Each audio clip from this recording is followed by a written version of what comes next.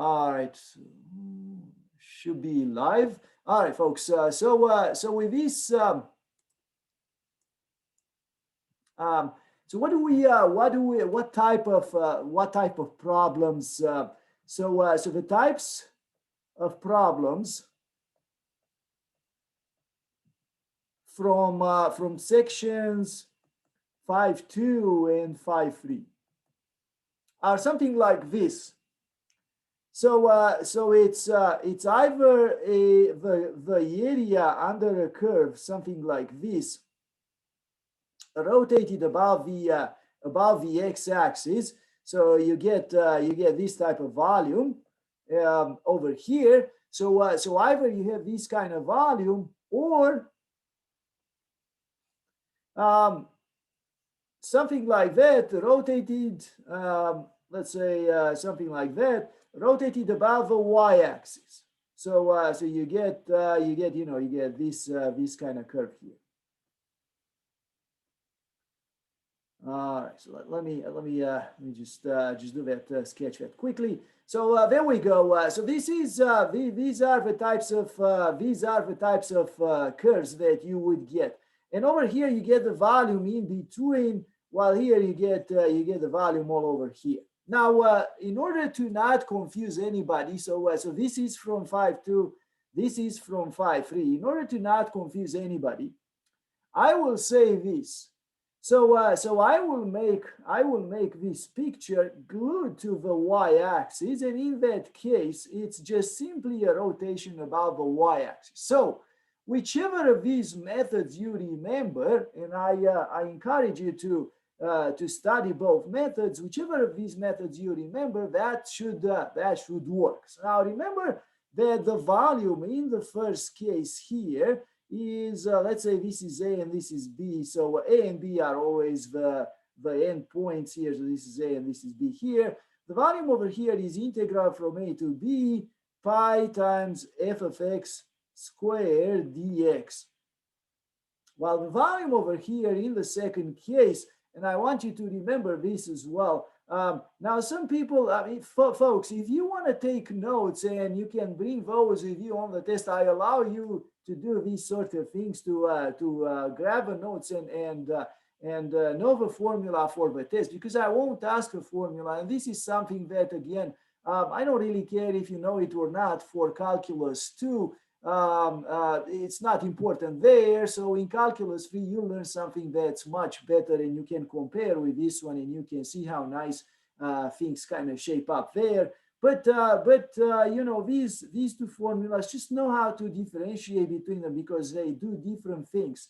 So so the formula over here is 2 pi x times f of x dx. I said that over here, what you're doing vertical slices, and over here the vertical slices are along the perimeter of a circle that goes around the origin here. So so these are the two formulas that you can use.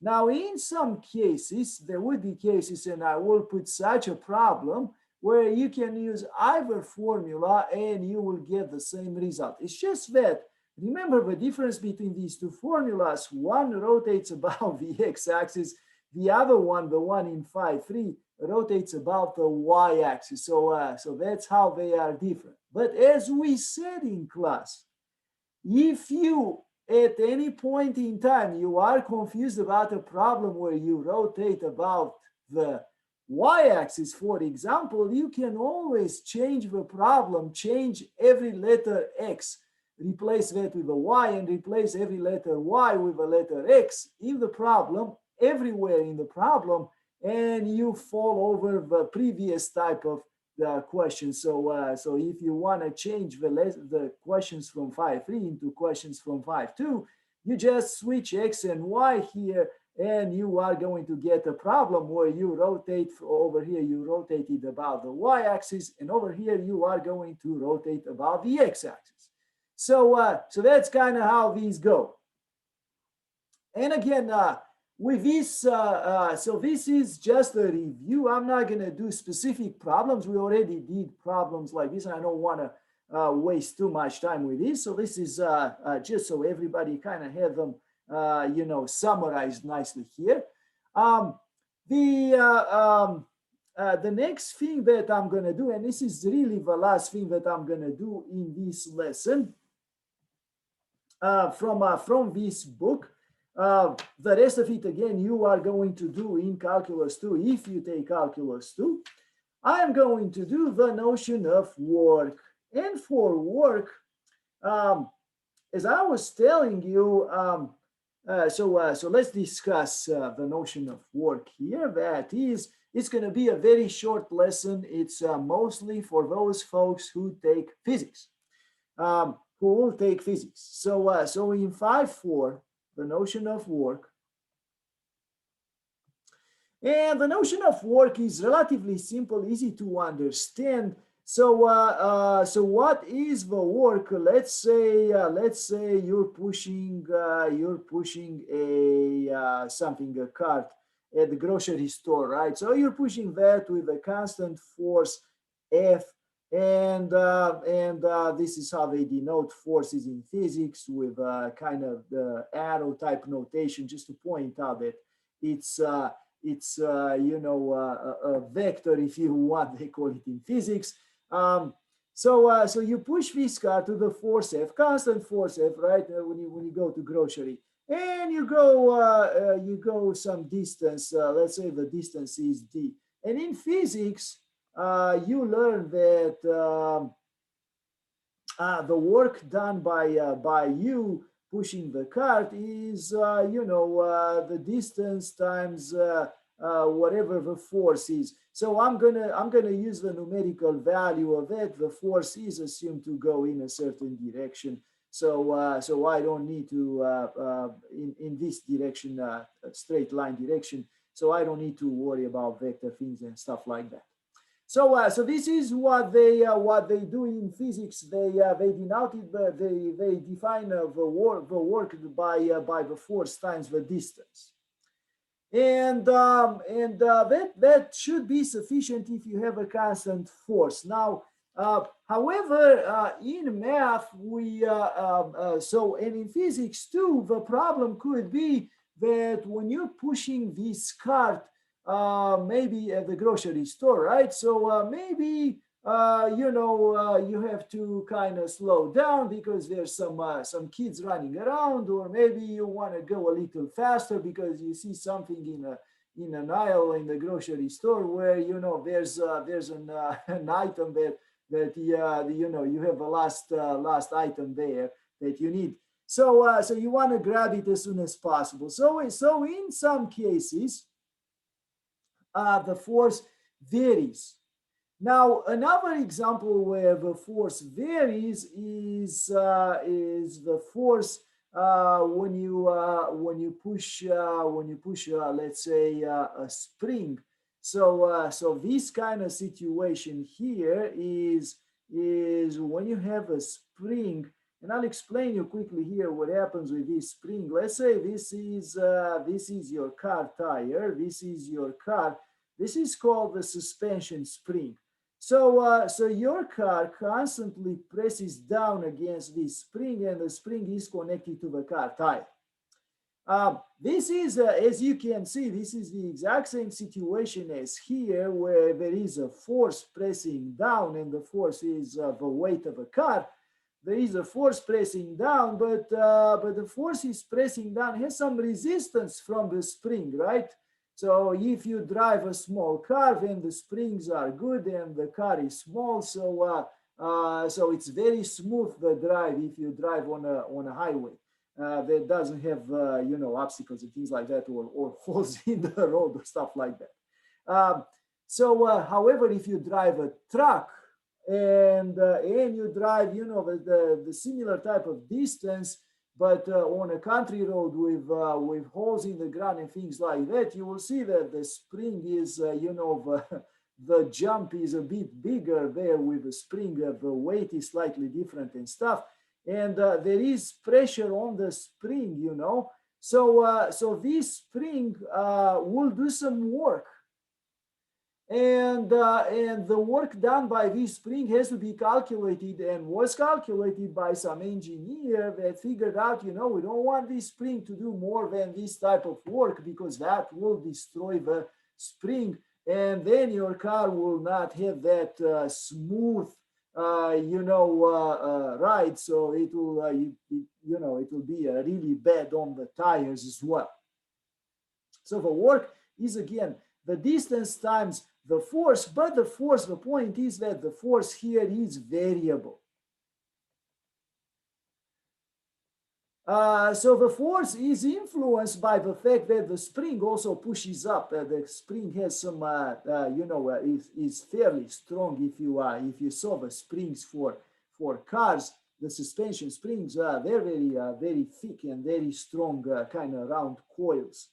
So this is a variable force, and then this kind of formula from physics doesn't work that well because when the force is variable, I multiply d by what? So which force? Because if it's variable, I have to be careful with that. But that's where the point is. So the point is that this formula that initially was done for a constant force can be interpreted mathematically by saying, you know what? If I design a mathematical model and the cart here moves between points A and point B, and I do the constant force, the constant function y equals f. F is the numerical value of a force. Then I can see that F times D is this one here, right? D is the displacement. F times D is this area, and that is represented by the work. And the area in math is an integral of A to B from A to B of F dx. Now f is a constant, so that doesn't mean anything. It just means f times when you do the antiderivative, if fx from A to B, and it turns out to be f times d, the displacement, b minus a.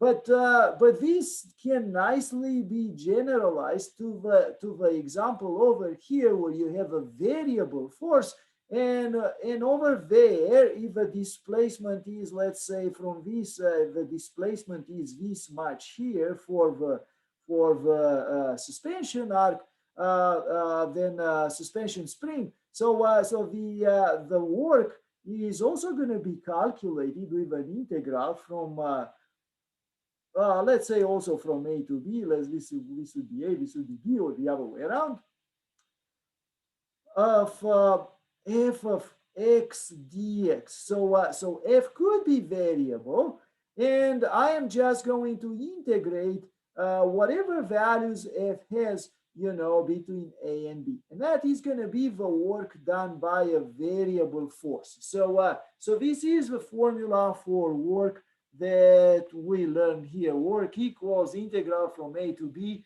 of f of x dx. All right, so this is going to be what we learned today. So we learned, folks, that if you want to calculate work in physics, especially those of you who will take physics classes, something like the calculus-based physics, you might run into the notion of work presented in this format. This is our contribution to your physics class. So there is an example in the book, and I'm not going to go into this too much, but the springs here, there is a law in physics which again might be useful. We don't teach that normally in a math class, but we mention it in several places. It's quite possible that some of your instructors mentioned Hooke's law. Hooke's law for springs. So let me, as in Captain Hook. Yep, Captain Hooke's law. No, it's a physicist. Hooke's law, and Hooke's law says that for springs,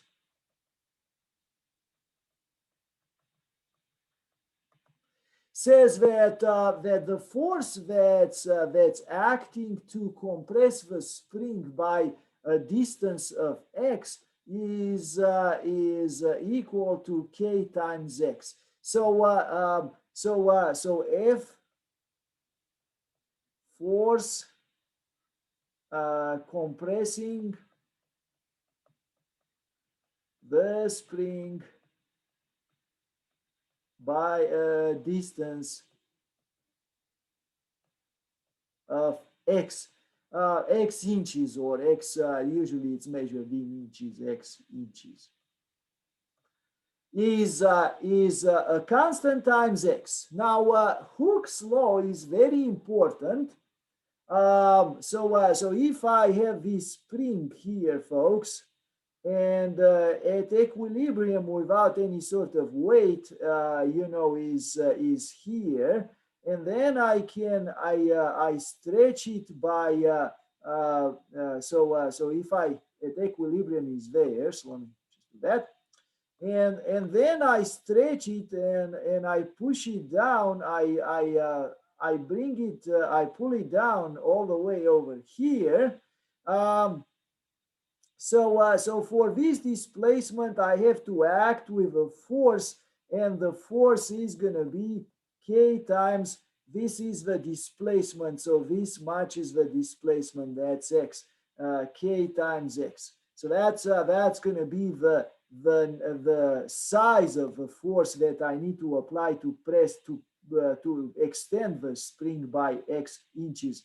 Or if you want to press it down, if you want a displacement of x, you have to do the exact same thing in the opposite direction. So this k here is called the spring constant, and can be measured by in a lab by measuring how much force you need to the type of weight you need to put here to extend the spring by a certain number of by a certain number of inches. So it's measured in a lab, and every spring out there comes that you buy from a store comes with this is written on the package. So when you buy it, the spring constant is available there. So again, it's measured in a lab for every type of spring. And I don't know, because I'm not an expert in that, but these car manufacturers have certain specification what kind of spring constant is allowed when you install one for a certain type of car, because every type of car has a certain weight as such. So this is where you would see a variable force, and the work done by this force is obtained by integrating. So this is an example over here of variable force. And the nice thing is that this is this is linear, so it's proportional to the displacement, and you can easily calculate, if you want to do the work done by this type of force. You are just going to say integral from a to b of so it will be k times x dx, and that's going to give you the work done by this kind of force. All right, so this is the type of example that I would finish up with. I'm not going to do anything more from this book, so this is where the material for the semester ends. All right, folks. So in the coming lessons, we are going to do the following things. We are going to start reviewing for the final. And I'm going to do select problems. So I'm going to open up those finals. I'm going to do select problems from the tests. And I'm also going to do some problems from areas and volumes, because you are going to have to, those were not tested on our previous exams, but it's important to have them tested on the final. So I'm going to put a problem with an area, the area between two curves, that is, because that's the one that we didn't do. So I'm going to put a question with the area between two curves, and I'm going to put a question on volumes as well. All right. This being said, I'm not going to make this any longer, this lesson. So I'm going to stop the recording here.